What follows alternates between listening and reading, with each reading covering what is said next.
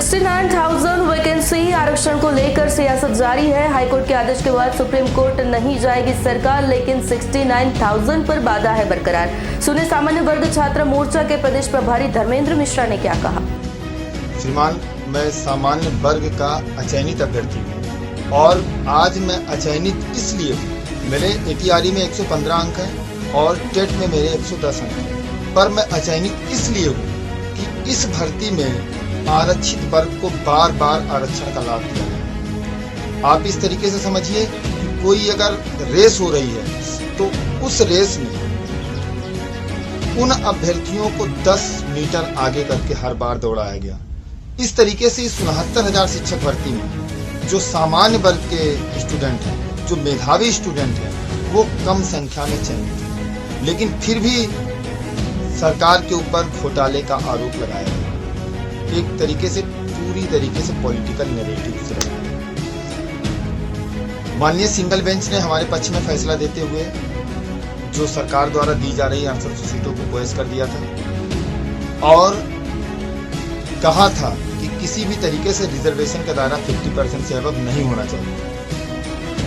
और जिन बच्चों ने ATRE में 97 से कम अंक हासिल किए, यहाँ उन्होंने एक बार चूंकि ATRE के अंक जुड़े हैं तो यहाँ उन्होंने आरक्षण का लाभ ले लिया, इसलिए वो अनरिजर्व में माइग्रेट नहीं कर सकते।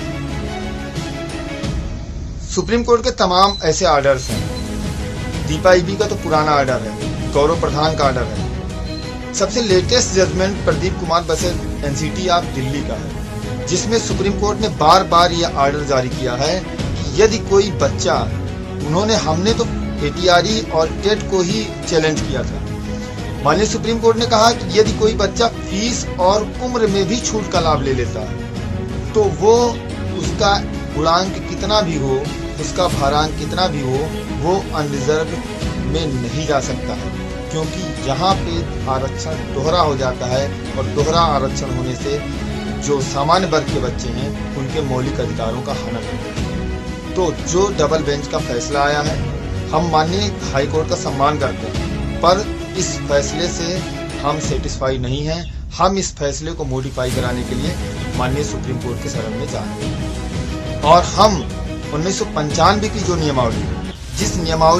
नियमावली एक सीधी भर्ती पे लागू होनी चाहिए, उसका आर्टिकल 3136 उसको हम डिफाइन करेंगे माननीय सुप्रीम कोर्ट में, और उसकी व्याख्या भी माननीय सुप्रीम कोर्ट में ही होगी कि क्या 3136 सीधी भर्ती में लगना जरूरी है या जो भर्ती कई स्टेप में हो रही है उस भर्ती में हर स्टेप पे आरक्षण मिलना जरूरी है। धन्यवाद। અમારી તમામ માહિતીથી અપડેટ રહેવા માટે જોડાયેલા રહો S9 ન્યૂઝ સાથે।